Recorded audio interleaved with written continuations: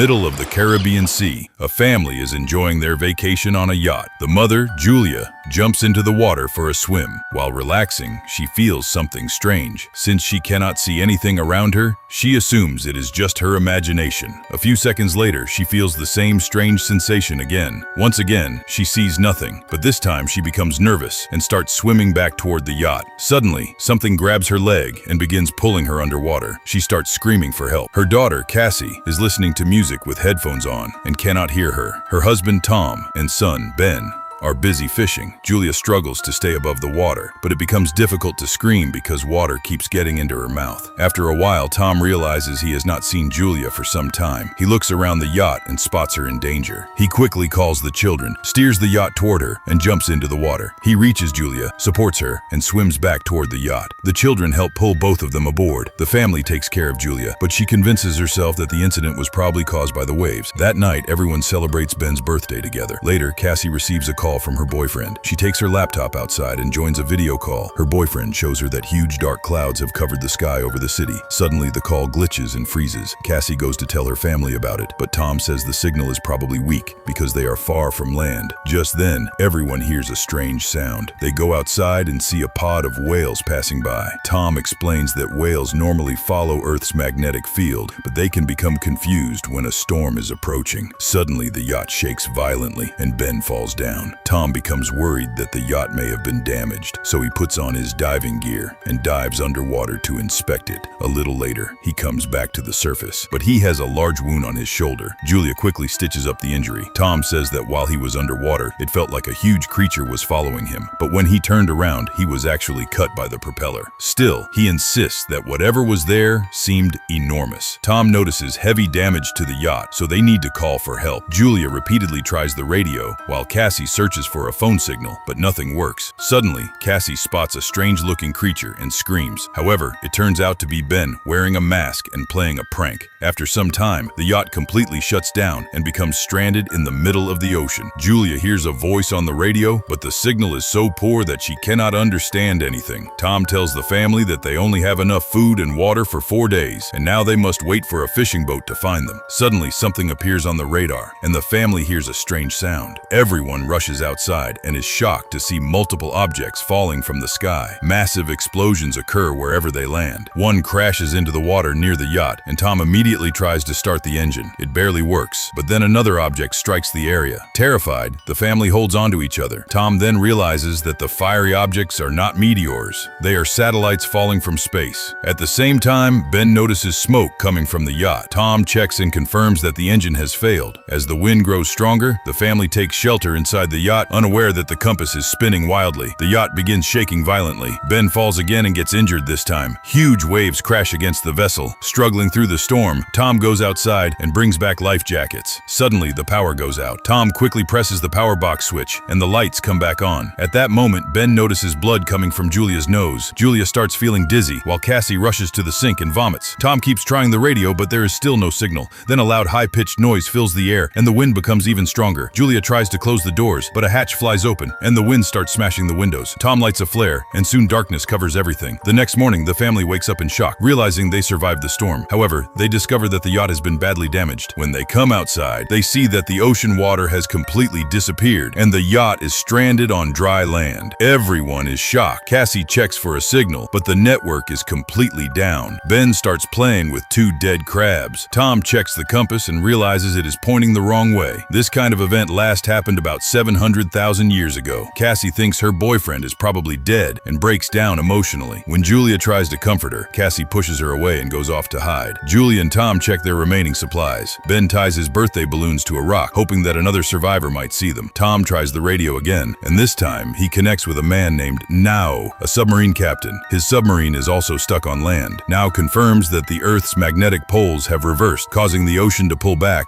and the land to sink. He says he has not seen any other survivors hours, and all communication systems have failed. Now also explains that the poles will eventually reverse again, and the ocean may return within a week. He warns the family to get to the highest ground possible, because when the water comes back, it will be extremely dangerous. He says his partner died in a crash, and the submarine only has room for 3 people. Julia and Tom beg him to save their children. Now gives them his coordinates. Tom calculates that it will take 2 or 3 days to reach the submarine. He tells the family to get a good night's rest because they will leave the next morning. The next morning, the family is packing their things when Tom notices something moving nearby. It is a limping man carrying a harpoon, accompanied by a dog that keeps barking. Tom approaches him and offers a bottle of water. However, the man speaks in a language Tom cannot understand. After drinking the water, the stranger suddenly smashes the bottle against Tom's head and kicks him hard in the face. Julia runs away in fear, but it is already too late. The man drives the harpoon into Tom's stomach. Tom struggles for a few moments, and then the attacker slashes his throat, killing him. Then the man runs after Julia and throws a harpoon at her, injuring her shoulder. Despite the pain, Julia rushes into the yacht and tells the children to hide. She locks the door. Cassie and Ben crawl inside a sofa for cover. Julia gives them a flare gun and hides in the bathroom with a knife. The man keeps banging on the door and eventually breaks inside. First, he grabs some food, then starts searching the yacht. He heads toward the bathroom, but Julia cleverly escapes through a small opening. The man thinks she has already fled. However, as she tries to sneak away, his dog spots her and starts barking. When the dog attacks, Julia stabs it with her knife. Hearing the dog's cries, the man rushes outside. Seeing his dead dog, he becomes furious. Meanwhile, Julia tries to enter the yacht from the other side. She climbs up and starts crawling through a broken window, but the man reaches her first. He grabs her and punches her hard, knocking her down. Julia tries to protect herself by holding onto furniture, but the man kicks her away. He steps on her wrist to force her to drop the knife, then grabs her by the hair and slams her face into the floor. After throwing her onto a sofa, he begins choking her. The children witness everything. Cassie suddenly comes out and fires the flare gun. The flare hits the man directly, setting him on fire. Flames quickly spread through the yacht. The children run away, but Julia returns. She kicks the man down, grabs the map and bag, and escapes. Ben and Cassie run to their father and break down in tears. Julia sits beside them, and together they say a final goodbye to Tom. But then the terrifying man emerges from the burning yacht once again, forcing the family to flee. A few moments later, the yacht explodes in a massive blast. After walking for some distance, they stop near a small waterfall to rest. Cassie thinks the madman may have found them because of the balloons. Ben starts blaming himself, but Julia tells him it wasn't his fault and urges everyone to keep moving because the man is still chasing them. On the way, Ben is shocked to see a dead hammerhead shark near a small pond. Soon, Julia notices that the man is getting close again. They start running and tumble down a sand dune where they discover toxic waste. The family carefully makes their way through it and believes they have finally escaped him. As they continue, they see huge dead sea animals and piles of plastic that were once buried beneath the ocean. Ben starts walking more slowly, and Julia realizes he is becoming dangerously dehydrated. She stops the group and checks their water bottle, only to find that it is almost empty. Cassie realizes she may not have closed the bottle properly.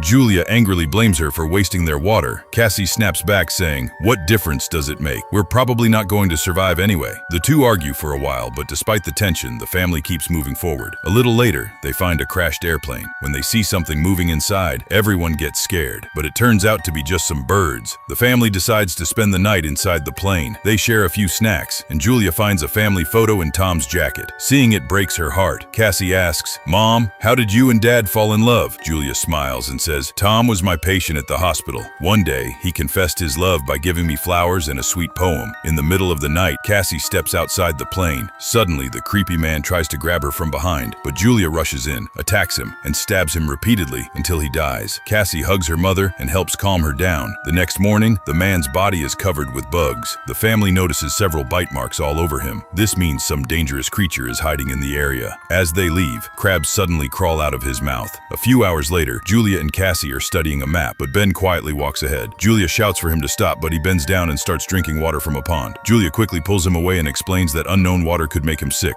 As the sun becomes extremely hot, the family covers their heads with clothes. Ben starts feeling dizzy. Soon, they find some old chairs, and Julia and Cassie use them to build a temporary shelter. Julia gives Ben an injection and decides they will stay there for the night. The next morning, Julia wakes up after hearing a strange sound. When she looks outside, she sees a huge swarm of crabs moving toward them. She immediately wakes the children, and all three start running. While escaping, they spot a large cargo ship. 3 crew members are still alive on board. One woman wants to help them, but the other 2 men refuse. They lock themselves inside a container and leave the family outside. The crabs get closer. Julia helps the children climb onto the container. As she tries to climb up herself, the crabs bite her leg hard. The children pull her up just in time, saving saving her from falling. Through a hole in the container, some of the crabs get inside. The crew members start shooting, but the crabs overwhelm them and kill 2 of them. The last crew member reaches a hole in the roof, but the crabs drag him down and kill him too. Julia bandages her wound and then loses consciousness. When she wakes up later, she finds herself alone in the middle of a sandstorm. Panicking, she searches for her children. She picks up a weapon from a dead woman and starts shouting their names. Cassie hears her and comes back. She explains that she and Ben had gone looking for help but found no one. Soon they reunite with Ben, who discovers an open container where they can stay safe until the storm passes. Julia takes Tom's lighter and burns her wound shut, which is extremely painful. After the storm passes, they find another container filled with bottled water. While checking the bodies, they also find a radio and a gun. Julia contacts Nave and tells him that they lost the map. Nave explains that they were attacked by arthropods. These creatures have now evolved and gone completely crazy because of the oxygen. He warns the family to hurry because his instruments show that the ocean will return much sooner than expected. They only have a few hours left. Nave fires a flare, and the family starts walking toward it. After a long journey, they find a broken toilet where Ben stops to pee. Soon, they finally spot the submarine in the distance. However, they must cross a large rocky path to reach it. As they move through the rocks, the walls begin to shake and stones start falling. A massive rock slide suddenly occurs. Julia quickly pushes her children to safety and jumps back herself to avoid being crushed. A wall of rocks separates them. Julia tells the children to keep going without her, but Cassie refuses and insists that her mother should try to climb over. After a lot of arguing and shouting, Julia promises that she will find them later. Reluctantly, Cassie pulls her brother forward. The children climb the rocky path and run toward the submarine. When they arrive, they find Nave lying outside, covered in blood. He tells them that it's over for him, but they can still take the submarine. Believing there is room for one more person, Cassie runs back to find her mother. At the same time, Julia spots the giant crabs approaching and starts shooting. She kills several of them, but the swarm is far too large. Just then, Cassie appears on top of the rock wall and reaches out her hand. Despite her injured leg, Julia climbs as fast as she can. With Cassie's help, she reaches the other side, and they both run toward the submarine. Ben is already standing on top and opens fire to keep the crabs distracted while his family climbs aboard. As the crabs reach Nave's body, they immediately begin eating him. Julia grabs the gun and keeps shooting until the children are safely inside. Once they are secure, she realizes she has run out of bullets. She throws the gun at the crabs and climbs into the submarine with her children. The family locks the hatch tightly and watches through the window as the crabs surround the submarine. At that moment, the ocean returns. They quickly strap themselves into their seats and hold each other's hands. Huge waves violently toss the submarine around. Julia starts seeing visions from their entire journey, while Cassie throws up. The strange high-pitched sound returns, and the family loses consciousness. Sometime later, Julia and the children wake up. Relieved to find themselves alive,